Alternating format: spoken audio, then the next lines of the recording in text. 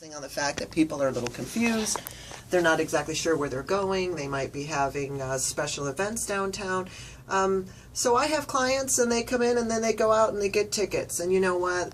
That's How about not a deterrent. the 18 inches from the curb or you're 6 the, inches over the this? From the driveway, all these things that we go, what? I had no idea that even existed. So that's another customer that says, gosh, I'm never coming back downtown again. One of the things we were laughing about when we came on the air was the fact that I told you guys that when I go to like Colorado Springs and Manitou Springs, which has this kind of all side street parking, I am now taking a picture of my car. Yeah.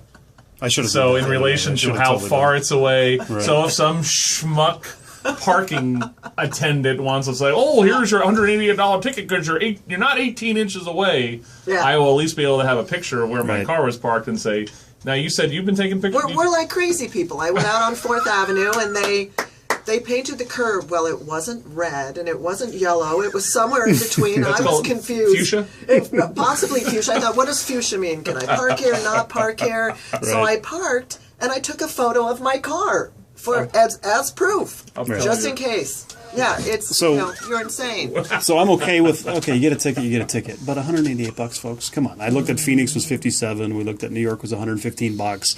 San Francisco's $83. I mean, it's ridiculous. It's gouging. It's not fair. It's absolutely gouging. And people are fair in the sense that they'll say, okay, I will accept the fact that I got a ticket. I don't agree with it. But $188, $150 for parking my motorcycle on the sidewalk, I didn't realize, and it's far too extravagant. Well, some of my discussions with the city yesterday, because of course they listened to the show. Yeah, of course. Yeah. And so it's the idea that, so I said, why is Phoenix $57 for the same ticket and we're $188? So what happens is, whatever the city council, when they set the fines, set it up high enough, even though, so out of your 188, Joe, 92 of it actually goes to the state of Arizona.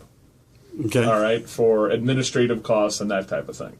Now, what happens is... So half goes one way, half goes another. Right, but what happens... And that happens with speeding tickets. What if it's 50? What if it's $50? Does half go and half go? Well, what happens is the city set it just high enough to kick in all these surcharges legislatively that pile on top of this thing. So the Phoenix one is so much lower that your total ticket is $57 because it didn't kick in all these... supposedly these little kickers of surcharges. Oh, and all cool! This stuff Now I feel a ton better. I think so. When I write the $188 ticket. One last thing off the parking, because I want to talk about your new place in Bisbee and what's going on with the future of Hydra, is on the parking thing. When the construction was happening for the streetcar, all right, our thing was they spent money. I don't know what they spent money on. They said they were trying to help you guys through marketing and all these different things. All I said is, can't we have really big signs that say this is where parking is? Because you're a typical schmuck. Let's say you're someone who lives in Rita Ranch. And you say, well, damn it, I'm going to go try this downtown thing, right? And you start coming down Broadway.